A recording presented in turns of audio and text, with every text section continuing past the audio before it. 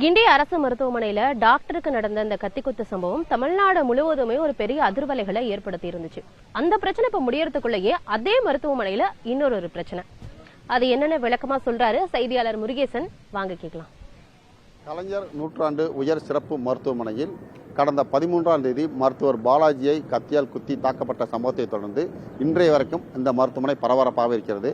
விக்னேஷ் கைது செய்யப்பட்டு தற்போது புழல் சிறையில் அடைக்கப்பட்டுள்ளார். இதனைத் தொடர்ந்து நேற்றைய தினம் மருத்துவர்கள் பணிப்புறக்க போராட்டத்தில் ஈடுபட்டனர்.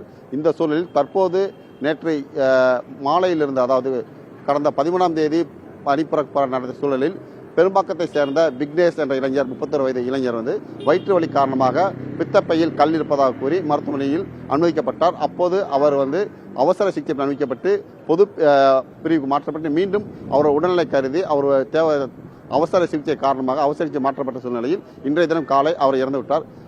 மருத்துவர்கள் பணி புறக்கணிப்பு காரணமாக தான் சரியான மருத்துவ சிகிச்சை அளிக்காத காரணத்தால் அவர் இறந்து விட்டதாக அவரது உறவினர்கள் திடீரென்று இன்று காலை மறியல் போராட்டத்தில் ஈடுபட்டனர். இதனைத் தொடர்ந்து இந்த மருத்துவமனை மீண்டும் பரபரப்பான சூழலில் காணப்பட்டது. பணம் கட்ட முடியல, நீங்க கூட்டிட்டு வந்தோம், எந்த டாக்டருமே பார்க்கல, ஸ்கேன் எதுவுமே எடுக்கல. நேற்று ஒரு 11 மணிக்கு அட்மிட் பண்ணிருப்போம். ஒரு நாள் தான் இருந்தாரு. அடுத்த நாள் வந்தோம். அடுத்த நாள் கேட்டதுக்கு இருங்க அப்சர்வேஷன்ல வச்சுட்டு இருக்கோம், எதுவும் சொல்ல முடியாது, டாக்டர் இல்ல. நாங்க வரும்போது 11 மணி, நேற்று வரும்போது 12 மணி இருக்கும். அப்பயே நாங்க டிஸ்சார்ஜ் பண்ணி ஜிஹெச் கூப்பிட்டு போறோம். டிஸ்சார்ஜ் எல்லாம் பண்ண முடியாது,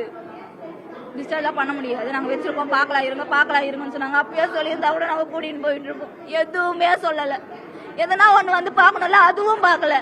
அப்புறம் எதுக்கு வச்சிருக்காங்க? ஸ்ட்ரைக்கு அன்னைக்கு அட்மிட் ஆகணும் அன்னைக்கே சொல்லியிருந்தா கூட்டிட்டு போயிருப்போம்ல. நாங்க அங்கிருந்து வரும்போது இங்க இருக்கிற வரைக்கும் நல்லா தான் நடந்தாரு, நல்லா தான் இருந்தாரு.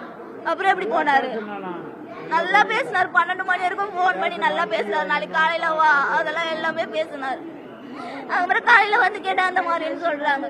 இதனைத் தொடர்ந்து மருத்துவ நிர்வாக தரப்பில் ஏற்கனவே 2 நாட்களாக தனியார் மருத்துவமனையில் சிகிச்சை பெற்று வந்த விக்னேஷ் என்பவர் அங்கு அவருக்கு பித்தப்பையில் கல் இருப்பதை கண்டறிந்து உரிய சிகிச்சை அளிக்க முடியாத காரணத்தால் இங்கு வந்தார்கள். வரும்போதே அவர் அபாய கட்டத்தில் இங்கு வந்தார். எனவே அதை தெரிவித்து தான் அவருடைய மனைவியிடம் அவருடைய தந்தையும் கூறி மருத்துவமனையில் கைது பெற்றோம்.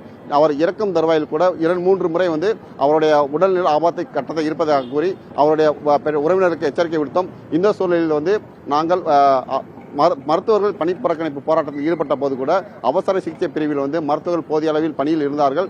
எந்தவித தயக்கமின்றி நோயாளிகளுக்கும் நாங்கள் சிகிச்சை அளித்தோம் என்ற உரிய விளக்கத்தை அளித்திருக்கிறார்கள். இந்த சூழலில் விக்னேஷனுடைய உறவினர்கள் அனைவருமே போராட்டத்தில் ஈடுபட்டவர். திடீரென்று தங்களுடைய மனத்தை மாற்றிக்கொண்டு உடலை வாங்கி சென்றிருக்கிறார். குறிப்பாக தங்களிடம் மருத்துவமனை நிர்வாக சார்பில் மிரட்டி கையெழுத்து வாங்கிக் கொண்டதாகவும், அதாவது ஏற்கனவே உரிய சிகிச்சை அளிக்கப்பட்டது, அதனைத் தொடர்ந்து நாங்கள் போஸ்ட்மார்ட்டம் இல்லாமல் எங்களுடைய விக்னேஷ் உடல் நாங்கள் வாங்கி செல்கிறோம் என்று கையெழுத்து பெற்றுக்கொண்டு உடலை வாங்கி செல்வதாக தெரிவிக்கிறார்கள். புதிய தலைமுறைக்காக ஒளிப்பதிவாளர் சிவராஜுடன் ஆர் முருகேசன்.